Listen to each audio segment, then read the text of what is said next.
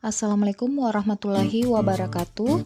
Perkenalkan, saya Diani Sumarno, SKM, peserta Latsar CPNS Pemerintah Provinsi Sulawesi Barat tahun 2022, gelombang 1, angkatan 3, golongan 3, kelompok 3. Pada kesempatan ini, saya akan menyampaikan video monolog dengan tema Aku, Smart ASN, dan Instansiku. Bahasan yang akan disampaikan pada video ini yaitu yang pertama, profil instansi, kedua, visi, misi, tujuan, serta moto, keempat, struktur organisasi, kelima, sumber daya manusia, 6, jenis-jenis layanan yang disediakan, 7, tupoksi, 8, keterkaitan tugas dengan pencapaian tujuan, 9, standar yang harus dicapai, dan terakhir adalah Smart ASN. Kita masuk pada pembahasan yang pertama yaitu profil UPTD Balai Laboratorium Kesehatan dan Transfusi Darah. Yang pertama adalah lokasi, yaitu beralamat di Jalan R.E. Marta Dinata, Kompleks Rumah Sakit Umum Daerah Provinsi Sulawesi Barat. Untuk status akreditasinya, di mana baik laboratorium kesehatan maupun unit transfusi darah saat ini belum terakreditasi, namun menuju persiapan proses akreditasi. Nah, untuk lokasi gedungnya sendiri, UPTD Balai Laboratorium Kesehatan dan Transfusi Darah Dinas Kesehatan Provinsi Sulawesi Barat berkantor di Dinas Kesehatan Provinsi Sulawesi Barat mulai tahun 2017 sampai Agustus 2019. Sedangkan pada bulan September 2019 sampai Februari 2020 berkantor di Gedung Rumah Sakit Provinsi Sulawesi Barat. Nah, pada bulan Maret 2020 sampai sekarang ini telah menempati kantor sendiri.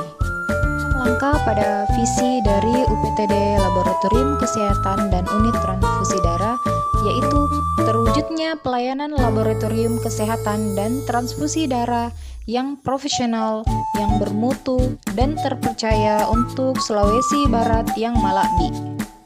Adapun yang menjadi misi dari UPTD Laboratorium Kesehatan dan Unit Transfusi Darah yaitu yang pertama, memberikan pelayanan sesuai standar secara profesional dan bermutu. Kedua, meningkatkan kapasitas dan mutu sumber daya manusia yang kompeten dan berkesinambungan. Ketiga, mengembangkan pelayanan berbasis teknologi. Keempat, memiliki rasa kebersamaan yang tinggi guna mewujudkan mutu pelayanan. Dan terakhir adalah membangun citra melalui komunikasi yang efektif dengan mitra kerja. Langkah pada tujuan dan moto UPTD Laboratorium Kesehatan dan Unit Transfusi Darah, di mana tujuan dari instansi ini adalah yang pertama, memberikan informasi tentang tugas dan fungsi kinerja Balai Laboratorium Kesehatan dan Transfusi Darah Dinas Kesehatan Daerah Provinsi Sulawesi Barat. Kedua, pedoman bagi manajemen untuk menyusun perencanaan, biaya, tenaga, sarana, dan prasarana. Dan terakhir adalah bahan evaluasi mutu pelayanan. Adapun yang menjadi motto dari instansi ini adalah ikhlas bekerja, siap berkarya.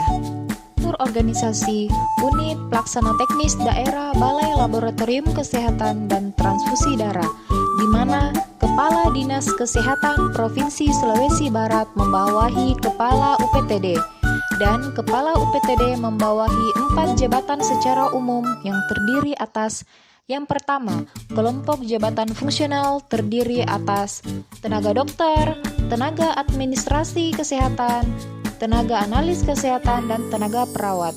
Kedua adalah kepala subbagian tata usaha.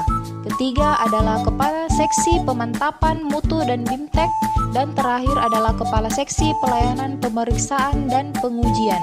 Selanjutnya berkaitan dengan jenis dan jumlah sumber daya manusia yang ada di UPTD Balai Laboratorium Kesehatan dan Transfusi Darah, terdiri atas Kepala UPTD Balai Laboratorium Kesehatan dan Transfusi Darah sebanyak 1 orang, Kepala Subbagian Tata Usaha 1 orang, Kepala Seksi Pelayanan 1 orang, Kepala Seksi Pemantapan Mutu dan Bimbingan Teknik 1 orang, Pengawas dan Pengendali Mutu Internal 1 orang, Dokter Umum 1 orang, Administrasi Kesehatan 2 orang, Apoteker 2 orang, Perawat 6 orang, Analisis Kesehatan 5 15 orang, sehingga jumlah keseluruhan sumber daya manusia yang ada di Laboratorium Kesehatan dan Transfusi Darah sebanyak 31 orang, di mana terdiri atas struktural sebanyak 5 orang dan fungsional sebanyak 26 orang.